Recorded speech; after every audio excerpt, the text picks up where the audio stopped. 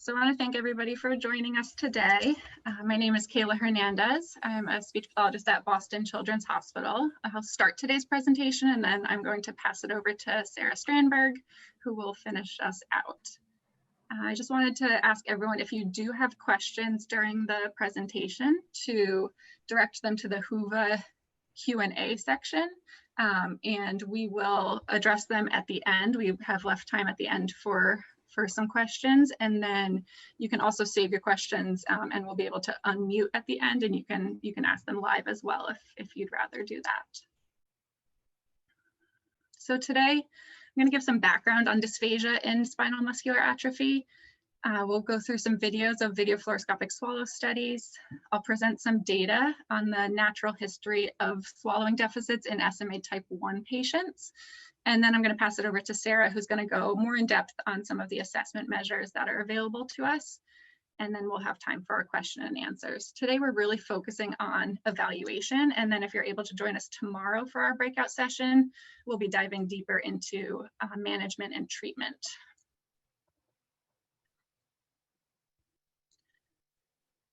So we know that deficits in oropharyngeal swallowing physiology have been one of the leading sources of morbidity and mortality among patients with SMA. And these swallowing deficits are usually characterized by impaired bolus clearance and impaired airway protection. These deficits progress rapidly. I did put an asterisk there because that was historically. Now with a lot of the treatments available, we're really not sure how these deficits are progressing, and it's actually highly variable. And this is also, we were historically seeing a rapid progression in our SMA type 1 patients. Kayla, can you share your screen, please? Oh, shoot, I'm sorry. Hold on just a second.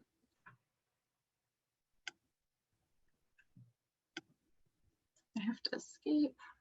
Thank you for catching me.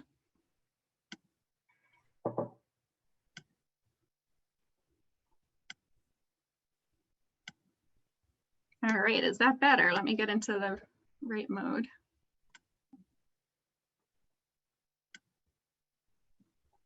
Perfect. All right, great. Sorry about that.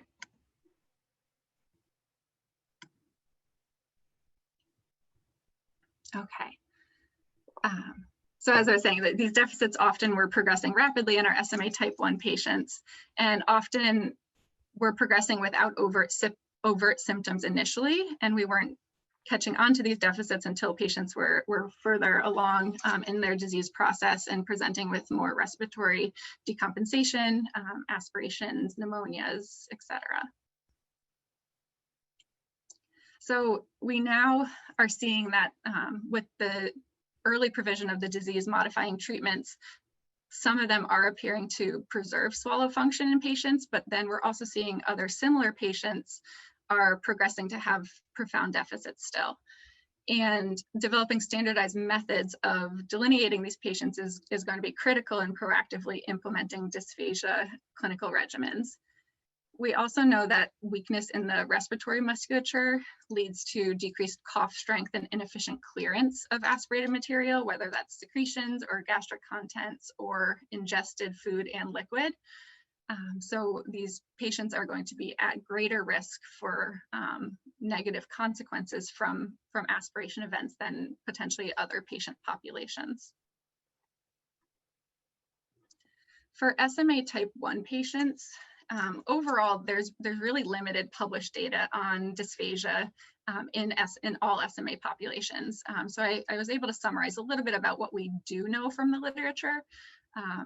We found that swallowing declines around 6 months of age for SMA type 1 patients, but this is variable anywhere from 5 to 12 months. Overall, we are seeing deficits in sucking and swallowing, and some studies have reported rates of 100% of patients aspirating on video fluoroscopic swallow studies. Other studies have shown that 100% of infants with SMA type 1 at 12 months of age do require feeding support. For SMA type 2, 3, and 4 patients, dysphagia symptoms are really generally related to chewing difficulties, reports of choking with solids, and clinically we're seeing reductions in mouth opening, tongue strength, and bite strength. So I want to share a couple of videos if we were live. Right now, I would ask the audience to kind of raise their hand if they are speech pathologists practicing and very familiar with swallow studies, or if we have other disciplines in the audience. So just wanted to include these. These are both SMA patients. The video on the left that's playing now is a 3-month-old drinking from a bottle. This was completed shortly after her diagnosis, SMA type 1 patient. And I want to include this because it shows some of the inefficiencies in the oral phase of swallowing, initially with multiple sucks per swallow and inefficient bolus extraction, poor bolus formation, and then down in the pharyngeal phase, so down by the throat area, we're seeing poor bolus clearance, and then eventually some airway entry, penetration, and then aspiration. And that's a pretty typical infant type 1 SMA swallow for an untreated patient. This is a slightly older patient on the right. This is, I think, 8 months old at the time of this study. And these first few swallows are boluses of a puree food.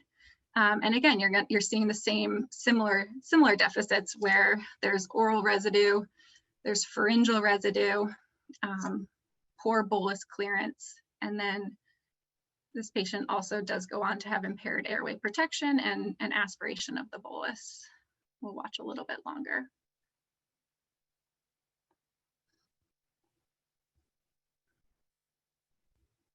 Okay, there we go. All right, I next wanted to share some data on a study. This is not yet published, but hopefully will be soon. And it characterizes the natural history of swallowing deficits in SMA type 1 patients. So this is important data because in order to predict outcomes or to determine how effective treatments are, we need to know the natural history of how swallow function degrades over time in untreated cohorts. So this is a study led by Dr. McGrattan out of the University of Minnesota, and myself and some of my colleagues at Boston Children's Hospital, and then Medical University of South Carolina all collaborated on this study. So the first aim was to characterize the deficits in swallow function for type 1 SMA patients in a control group, so with no treatment. And then the second aim was to describe the timing and the nature of how their swallow did degrade over time. And it's in the same untreated cohort. So we completed a retrospective review from 2000 to 2019, including anyone with genetically confirmed SMA less than 6 months at symptom onset. They did not achieve independent sitting before 12 months and underwent at least 1 swallow study. And the only exclusion criteria was anyone who did have a disease-modifying therapy prior to their first swallow study. We completed chart reviews for demographics, the reason for the swallow study referral, their oral intake status, and their secretion management. Here you can see reason for referral we grouped into either standard high-risk referral or caregiver reported symptoms or a standard follow-up from a previous impairment. And then we characterize their oral intake status on an 8-point scale ranging from total oral feeding without restrictions, so a normal diet, up to 7, which would be tube dependent and taking nothing by mouth. For analysis, we had speech pathologists rate and complete the baby VFSS IMP. For those familiar with the adult MBS IMP, this is a similar measure, but for pediatrics. It has not yet been released or available to clinicians, but hopefully will be within the next couple of years. And then we also use the penetration aspiration scale. And for those who aren't familiar with the penetration aspiration scale, it's an 8-point scale where a 1 represents no bolus entry into the airway, and it gets more severe up to a score of an 8, which is silent aspiration, where the bolus is aspirated and there's no attempt to cough or clear. So overall impression scores were assigned for each component within the swallow study and to represent the worst performance for each presented viscosity.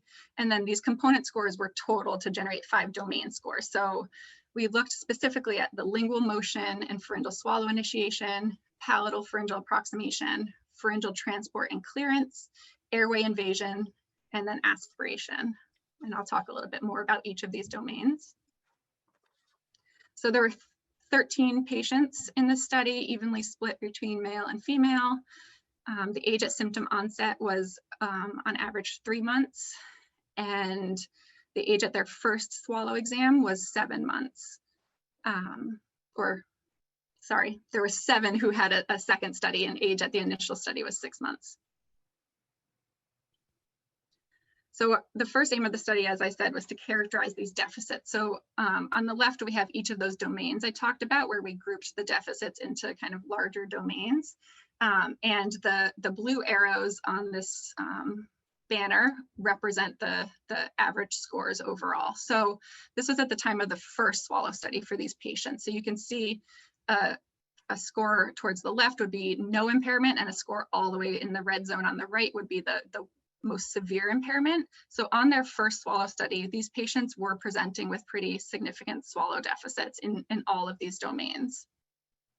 More specifically, if we were looking at the number of sucks to form a bolus for swallowing, patients were showing inefficiency or sucking without expression.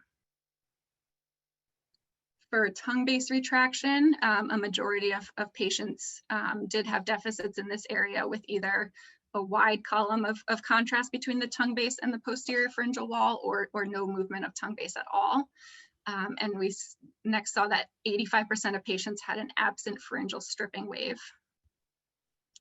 For PES opening, 92% actually had minimal or absent PES opening on their initial exam.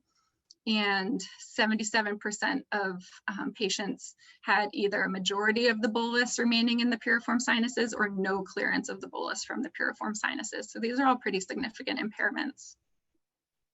And then when it came to penetration or aspiration, all patients had either penetration or aspiration on the study. And of the 12 patients who aspirated, 100% of those aspiration events were silent. So no cough or attempt to clear the airway after the aspirated material entered. So our next aim was to look at the timing of swallow degradation. So 7 of these patients went on to have a follow-up swallow study. So their initial swallow study was done on average around 6.5 months of age, and average age at follow-up was 10 months, typically about two months between the 2 exams.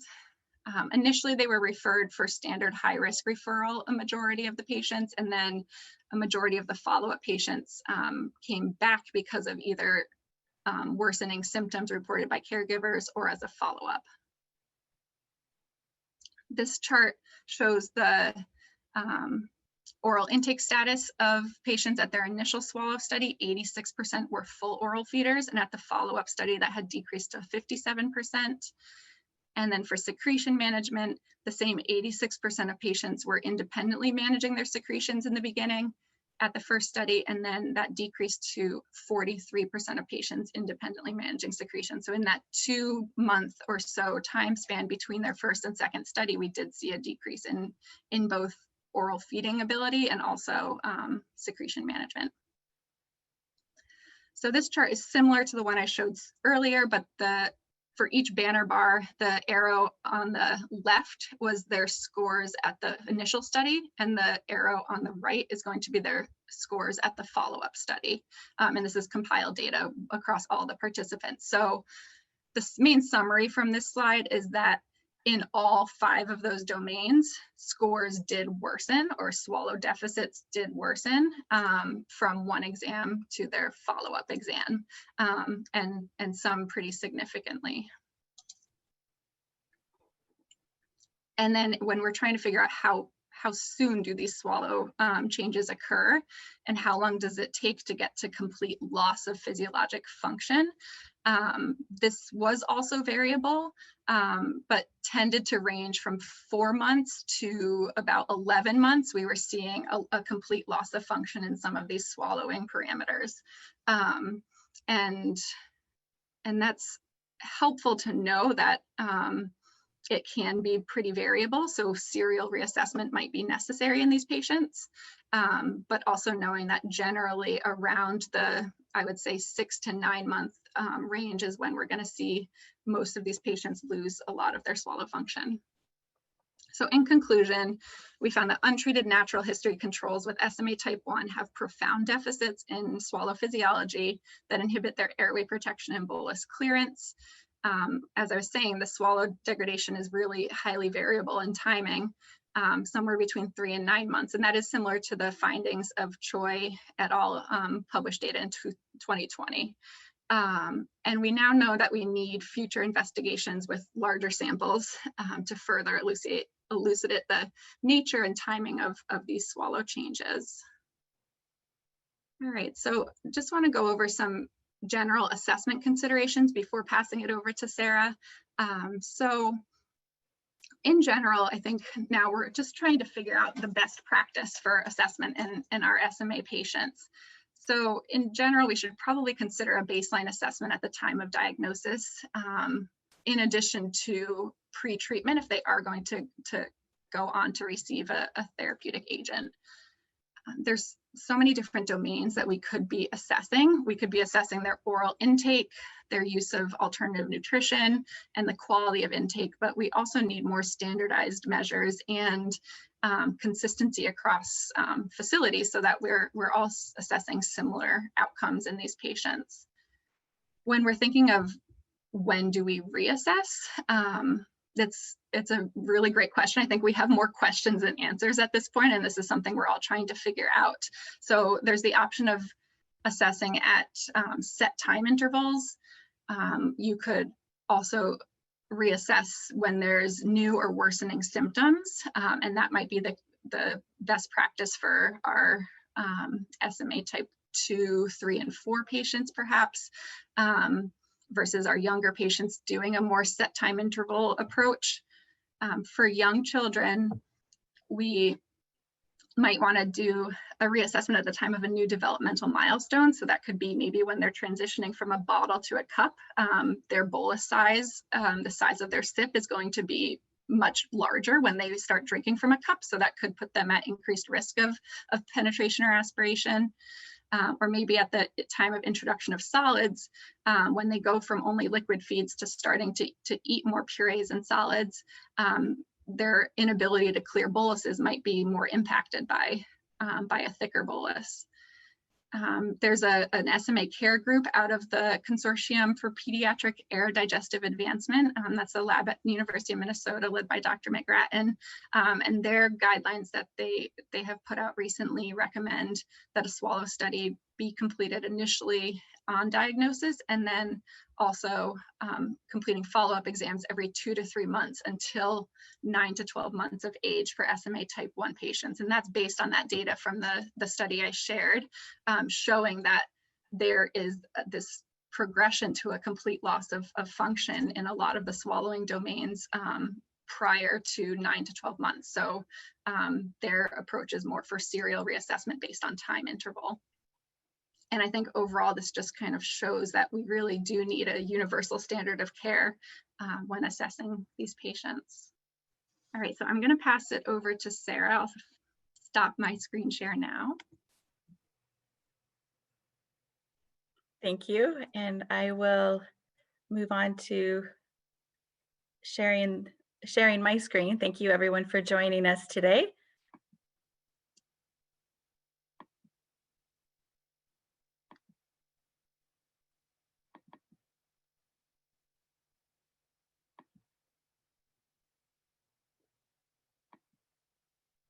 Okay, is everyone hopefully able to see my slides now? As we move into our discussion of swallowing assessment, I just wanted to take a minute to list the many characteristics of dysphagia that can be seen in SMA. And again, this list was compiled from clinical experience as well as the published literature. An individual patient may have all of these deficits, but one patient could also present with just one or any combination of these impairments.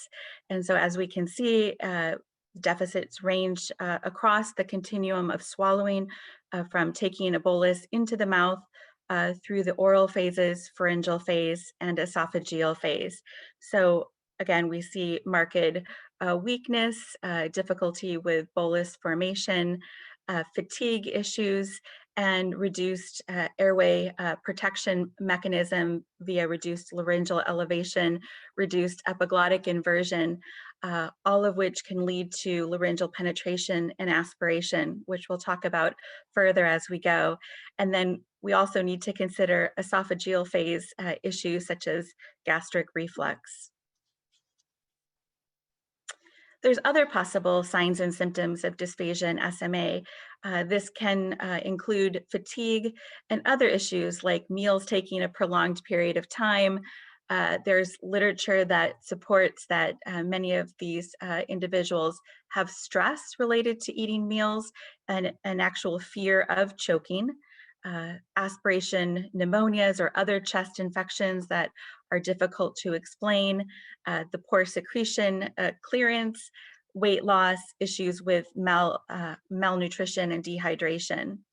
And yet additional variables are also discussed in the literature, including the relationship between reduced head and neck control and swallowing issues, specifically in the SMA population.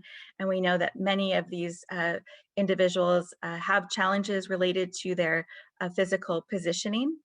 And then the variable of feeding assistance, whether it be infant, pediatric, or adults, the feeding dynamics that can be altered by needing assistance with taking the bolus into the oral cavity. And Kayla used this diagram earlier in her slides, and it's a really great illustration of the different components that we're looking at. But as I thought about it further, I realized that the relationships are much more complex. So I started drawing arrows of different causal relationships between these factors. And we really find that bulbar dysfunction in SMA to be a quite complex area that all of us are still trying to parse out what is best practice for the evaluation and management. And I'm not sure of the different positions that all of you that are attending this session have, but I know that SLPs, OTs, feeding specialists know the basics, and more than just the basics in the assessment of swallowing across multiple patient populations. But now there's an increased focus on how to accurately, efficiently, and comprehensively assess swallowing over time in this patient population. And so both Kayla and I are part of a rather informal but international bulbar working group that's meeting to review various assessment tools that can provide more objective information on swallowing in SMA. And I'll talk about many of these tools today, most of which are ones that our group is gravitating towards as having some useful components. If anyone attending is interested in collaborating with this bulbar working group that has members from all over the world, please contact Kayla or myself, and we'd be happy to get you connected with the group. But as we take all of that information into account, when we look at assessment and swallowing in the SMA population, very dynamic in terms of we have multiple types of SMA. We've got swallowing over the continuum of the life cycle from infants to adults. Again, understanding that infant anatomy and physiology is very different from adult anatomy. And then I put the yellow bar here of indicators based on years, 0 to 2, 2 to 12 years, and greater than 12 years of age, as the categories that our bulbar working group has kind of flagged as as how to categorize the different measures that I'm going to talk through. And so just going to the clinical swallowing evaluation that can be done on a fairly routine basis. We've got the patient and caregiver interview, which the more I practice, the more value that I actually, and details that I actually find just from really having a good interview with a patient and a caregiver. We do our oral mechanism exam, which can also include objective measures of, say, tongue and lip strength using something like an IOP, which I believe are talking about tomorrow. This can also include measurement of mouth opening, so active or passive maximal mouth opening measurements. Clinical swallow evaluation often includes feeding observation for pediatrics. Regardless of age, it really typically involves an oral intake trial. And a big component that I see as a really increasingly valuable tool would be patient-reported outcome measures. And I'm not sure as to how we got the circle on the screen there, so I apologize for that. Moving forward, we do have several mechanisms of formal swallowing evaluation. This would be our modified barium swallow studies and our FEAS exams. And then there's also other diagnostics such as esophagograms, upper GIs, and even the role of manometry, which is an up and coming area of investigation for dysphagia that can be used to look at swallowing. So let's see if those doodles carry over, and they do. So let me see if I can, oops. Sorry about that. I'm not sure how we got that writing on the screen. But I wanted to go through first the assessment of swallowing, and this applies to all the ages. So Kayla just showed us 2 wonderful clips of a video fluoroscopic swallowing study. And just for perspective, that gives us a lateral or an AP radiologic image, motion x-ray of the swallowing. This is just a still shot here. And then there's the fiber optic endoscopic swallowing studies. These would be done by the fiber optics drop down the nasal pharynx to view the oral pharynx and larynx from above. And these again are just some still shots from that. And again, I was hoping to have a nice clean slide. I'm not sure how we have the doodle on there. So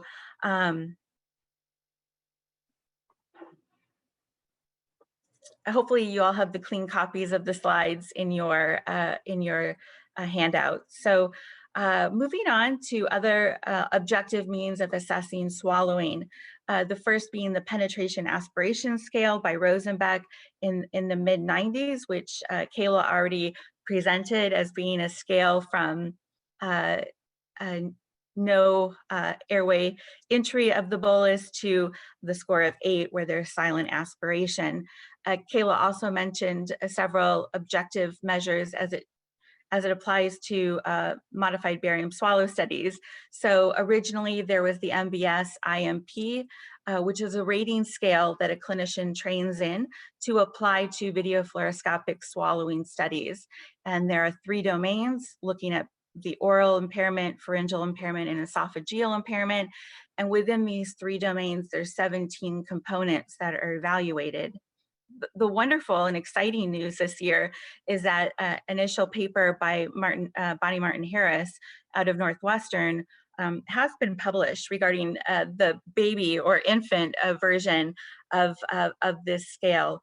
Again, the actual scale and the training is has not yet been rolled out, but we're hopeful that that is coming soon as well.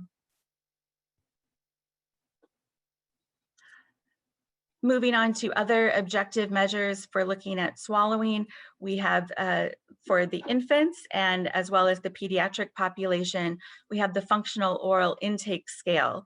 And this one is the modified pediatric version published by Yi in 2019. This is based largely upon the functional oral intake scale for adults that predates this, but it's a scale of 1 to 5, whereby an individual would be rated by their level of oral intake, 1 being nothing by mouth, and 5 being, in this case for pediatrics, expansion of oral diet has been reached, meaning that individual is taking the full diet based upon their age. That being the introduction of solid foods in pureed form before 9 months of age, and the introduction of mashed foods and soft lumps before 12 months of age. What's really exciting is we have again, this year in preprint, the Oral and Swallowing Abilities Test, or the ORSAT. And this is exciting because this scale was validated on individuals with SMA1, 0 to 24 months. There are 12 specific items, the first 10 related to swallowing. Those last 2 items, as I've listed here, have to do with communication. And these are simply scored with a binary response, a plus or minus. And so this holds value for objective measurement of swallowing in an infant population with SMA. The ORSAT also includes a level of impairment. Everything from no impairment to a severe impairment, where individuals are not able to swallow anything safely by mouth. And again, I've put in the reference one of the links to the preprint version. And again, I really apologize if you're seeing these doodles that appeared on the screen, so I'm not really sure how to make those go away. Moving on, still within our infant population, there's an available tool. The Infant and Child Feeding Questionnaire is a web-based tool. You can locate that on the website for the Feeding Matters organization. And this is a rather extensive age-related tool. But Barkmeyer Kramer in 2017 identified a screening tool, which is a select number of items from the ICFQ. The Infant Child Feeding and Swallowing Screening Tool is validated on a mix of diagnoses, so not specific to SMA, 0 to 36 months, looking at various feeding behaviors, finding that 9, the first 9 where I've put the asterisk, are significantly associated with individuals with feeding problems. And these are also a very simple way of rating, so they're just binary responses. Moving on, we have the pediatric version of the EAT-10. So this was also something that originated for adults, the EAT-10 questionnaire, but as Arslan in 2017 and 2018 published a version for pediatrics, 0 to 12, where the caregiver or parent would do the rating, again, 0 from no problem to 4 for a severe problem, looking at these 10 measurements. One tool that I was not familiar with and learned about from our International Bulbar Working Group was something that originated in a Dutch assessment tool. And the Dutch assessment tool is the diagnostic list of dysphagia and dysarthria in NMD, so the DDD, P, NMD, and that is a list, a tool with 41 questions. That's the tiny print on the left-hand part of the screen. But what a group did just this year, published in 2020, is a screening list for physicians based upon that longer tool. And so they identified 9 questions, the first 7 related to swallowing, that were validated on neuromuscular disorders, individuals the age 2 to 18 years. And again, this list is a binary response, a plus or minus a rating for each of these items. And finally, we progressed into some of the assessment measures for the adult population, or greater than, say, an age of 12. This would be a very common tool used in the realm of dysphagia, the functional oral intake scale that Crary published in 2005. And we've seen this now in an earlier slide, the pediatric version, which is much more recent, but the functional oral intake scale, again, rating level 1 through 7, 1 being nothing by mouth, and 7 being total oral intake without restrictions. And then a tool that we use quite frequently in clinic, I use it with most of my outpatients and all of my neuromuscular patients, is the EAT-10, the eating assessment tool. Belafsky and group published in 2008, a 10-item swallowing patient-reported outcome measure, 0 indicating no problem, a score of 4 indicating a severe problem on each item, and then a cumulative score of 3 or greater is indicative of a swallowing issue. So those were many of the current tools that we are looking at as a working group that have applicability to our SMA population. But you can see there's just the one published tool, the ORSAT, that is focused on the SMA population, SMA1 specifically. And so there's lots of work to be done, and we encourage collaboration from those that attend this conference and in other avenues to really parse out this assessment, these assessment tools, the time frame, as Kayla mentioned. There's lots of work to be done, which is exciting. And before ending our session on assessment, I did want to discuss briefly some of the tools for communication. And so again, the importance of patient-reported outcome measures.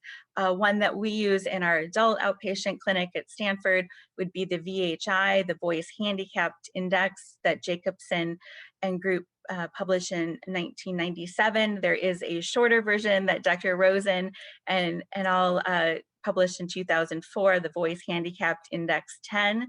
Another tool that I am using across the board in many of my patient populations is the CPIB, the Communication Participation Item Bank, which allows us to get a sense of how an individual's communication impairments might be impacting their daily interactions and experiences.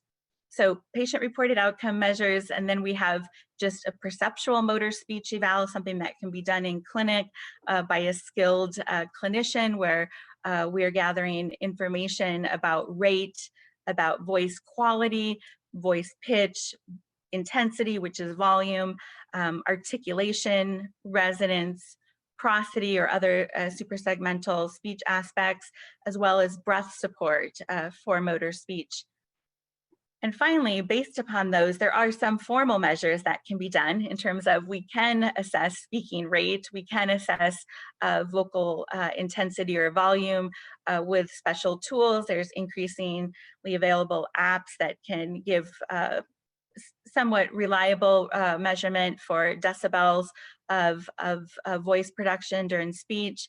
Formal intelligibility measures can be done, although I find just in our multidisciplinary clinic that we're not in an environment that's conducive to that type of sensitive recording for later for blind assessment of intelligibility in a connected speech sample. But all of these are different domains that we can be looking at for communication. And as we've shown these rating scales, everything looks pretty straightforward, but it's when we actually apply it in clinical practice, we realize how complex assessment is. So I wanted to leave us this session with one of our patients who I will introduce you to tomorrow. You'll learn about her course and living with SMA in quite greater detail, but this is just a short clip of her discussing the impact that she perceives that her therapeutics for SMA have had on her bulbar function. And I did not transcribe this sample. She's wearing a mask because this was recorded very recently in clinic. And I actually think the mask actually helps make it even more a true sample of speech intelligibility as we don't have any visual cues. So let me go ahead and hopefully this will play. So a lot of my friends and my neighbors have said that they noticed that I'm talking a little louder and a little clearer. That I noticed after I get my injection, I have a lot of energy. A lot of energy. Yeah. Okay. And others notice that you're speaking louder and clearer? Yeah. Wonderful. Wonderful. So we'll talk more about this patient tomorrow, but if you just think about some of the very objective measurements that we just talked about and trying to use those in a clinic environment with an actual patient, we understand the many challenges that we have. But you'll meet this patient and hear a lot more from her in tomorrow's treatment session. So I'm going to go ahead and stop screen share and open it up to any discussion. There was one question that came through on the Whova chat, so I will read that now so everybody can hear it. I don't see who it came from. Let's see. If this is your question, I think it was Miranda. It says it's coming from Miranda Clements. So the question was, how do you justify the need for the initial or baseline swallow study in an infant who has so far been asymptomatic, not necessarily with the medical team, but with insurance and with the family who may be hesitant? So that's a great question. Do you want me to answer this one, Sarah? Yep. Okay. So it's a lot of times you might get the hesitation from the family, but I think what you can say is that the studies that we do know, or the clinical information that we do know, is that so many of these patients are aspirating silently. And historically, a lot of times the first time we were doing a swallow study was when they had been admitted to the hospital with their first pneumonia event or respiratory decompensation, and it was further along in their disease progression. And then we were seeing pretty severe swallowing deficits. Because they had been silently aspirating and not showing overt symptoms or presenting as an asymptomatic patient. But I think we know based on diagnosis that these patients are all at high risk of dysphagia, and having a pre-assessment could keep them safe and swallowing safer longer if we're able to provide some sort of intervention based on the swallow study information. Insurance, I'm not quite as familiar. I don't think I've ever really run into issues getting a swallow study if it was referred on a patient with a diagnosis as a kind of baseline study, or just a study completed because of medical diagnosis and having a high risk for dysphagia. Does that answer your question, or do you have anything else you wanna add, Miranda? It's okay if I just respond directly? Yeah, go for it. Yeah. No, thank you. I was just mostly curious how you're having that conversation. I find that with the patients who are now getting early treatment, when I see them in clinic, they're almost more hesitant to get the instrumental because, and I want to be mindful of how I say this because I think it's really great, but the families are so expectant that there won't be any deficits. And so then they're like, no, we're good. And they just want to coast along. And I find that it's taking a lot of work on my part to get them to buy into continuing to monitor that. So I was curious what other people's experiences were. Yeah, I think we're seeing the same issues. And I think one thing that has sometimes worked for me too is telling them that, you're now getting this therapy, whichever therapy it is that they're receiving, and we want to really know if that therapy is being effective on their swallow function. And swallow function is something that we can't see, like motor function on the outside. It's not as obvious to us. So having the swallow study information before can tell us if we do another study in the future, if we're seeing improvement or maintenance in swallow function with whatever agent maybe they're receiving. All right, I think that's the only question that came through in the chat, but anyone else is definitely welcome to unmute themselves and offer a question, comment. anything they observe in their practice. No. All right, well, I guess we would definitely encourage you all to join us tomorrow for the breakout session on treatment and management. We'll have a few case studies in there, pediatric and adult, and be able to talk a little bit more in depth on these patients. Anything else you want to add, Sarah? No, thank you everyone for joining. And if questions come up, we can discuss those tomorrow. Great. All right, thank you. Thank you both so much.